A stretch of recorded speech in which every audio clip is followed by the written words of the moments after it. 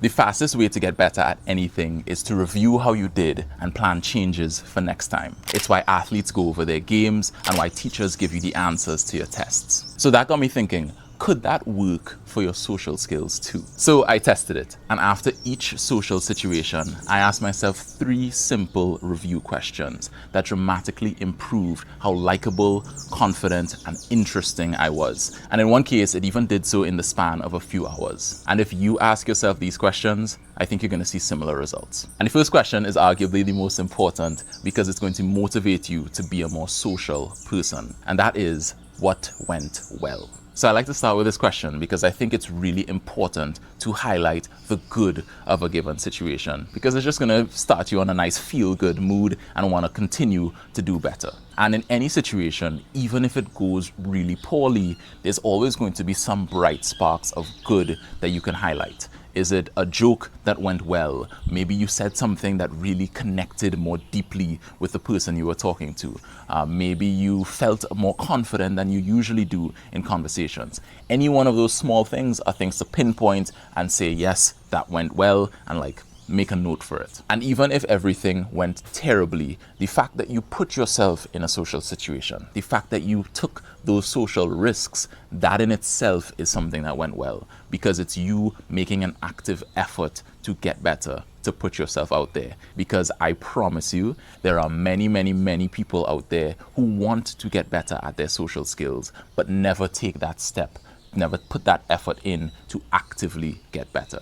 So the fact that you're doing it is something to be celebrated. So what you're going to do is make a note of all the good things, and then you're going to move on to the next review question, which is going to be a bit tougher to answer, but it's going to be the most important when it comes to actually improving your social skills. And that is, what went poorly? So now this is the moment where you can highlight the things that went bad.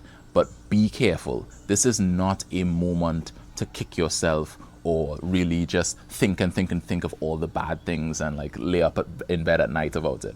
That's not what this is about. This is about objectively looking at the things that you did that could have went better.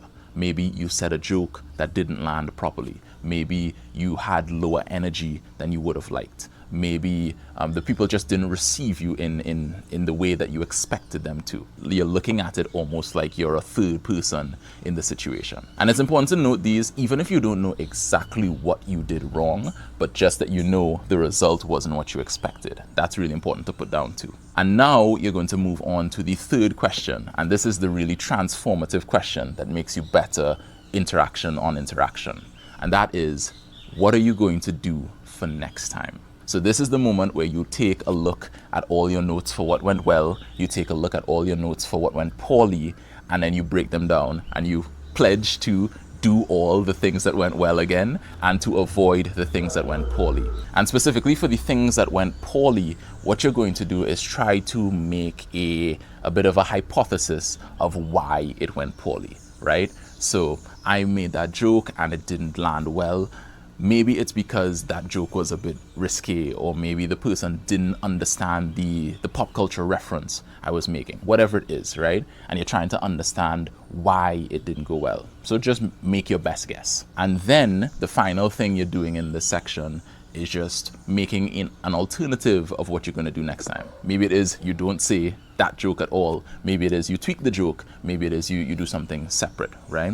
For this section, I would say try to keep it between 1 to 3 things that you're trying to change on every interaction, or else it could become very dense and hard to remember, right? So just try to keep it to the top 3 things that you would like to change. So I know all of that was a bit vague, but I'm going to show you exactly how I did it to get dramatically better at my social skills within a few hours. So a little while ago, I was invited by my high school to come and give a series of presentations to students to show them what they could do in their career. So there was a series of about 8 different groups of students coming in at about 15-minute intervals, and I would give them a little presentation. The first one went absolutely terribly. I came in and I was low energy. I didn't really interact with the students. I just wasn't myself there. I felt very nervous. And to top it all off, my zipper for my pants was down, and some of the students were laughing about that.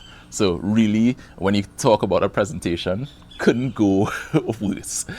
But what I did was I rallied, I took a step back and looked at my three review questions, right? What went well? Maybe not much, but two things stood out to me. One, I was able to give all the information that I would have liked to give. Maybe I didn't give it in the way I wanted to give it, but I gave the factual information. The second thing that went well is, of course, I put myself in that situation. I volunteered to present to these students and I showed up, and that is something to be celebrated. Now, what went poorly?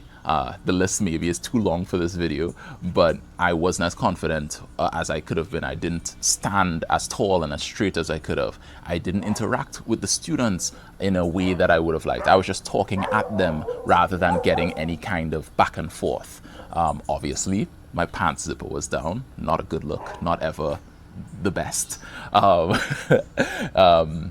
yeah, there's probably other things, but just to keep this short, those were the three I will focus on. So then I thought, all right, what am I going to do differently? What am I going to do next time?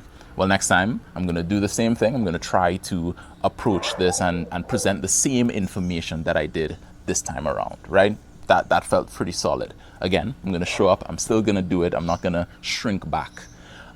But now what I'm going to change is I am going to zip my pants up first and foremost. And the second thing, and a big thing, is I'm going to focus more on the audience interaction, actually bringing them into the conversation, asking them questions about what they want to do for their job, and just really make it more of a back and forth. And in the next session with the next set of students, I did those and it went a lot better.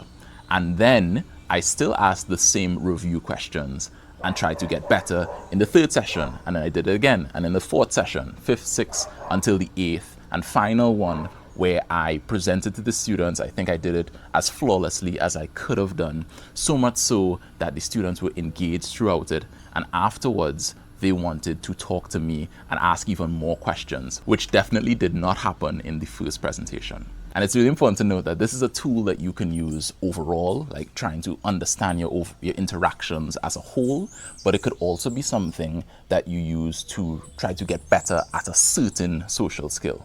So for instance, you can try to get better at being funny, at your humor, at making jokes, right? So you're focusing on that, and that's the realm where you ask those three questions, right? Which jokes went well? Which jokes didn't go well? How would I tweak the joke or make it a little bit better for the future, right? So it really could be used more as a broad thing, like I used it in my story, or as a really pinpointed, focused thing for individual aspects of how you can get better. So that is just a real strong illustration for me how much this review system can work, not just in social skills, but probably in life in general. And it's something that I'm going to be using more and more to really break down how I can get better at things. So that's my tip for today. And hopefully now you have the tools that you need to improve a lot faster in your social skills and on your journey. And if you like this video, you're probably going to like this one, where I talk about the one mistake people make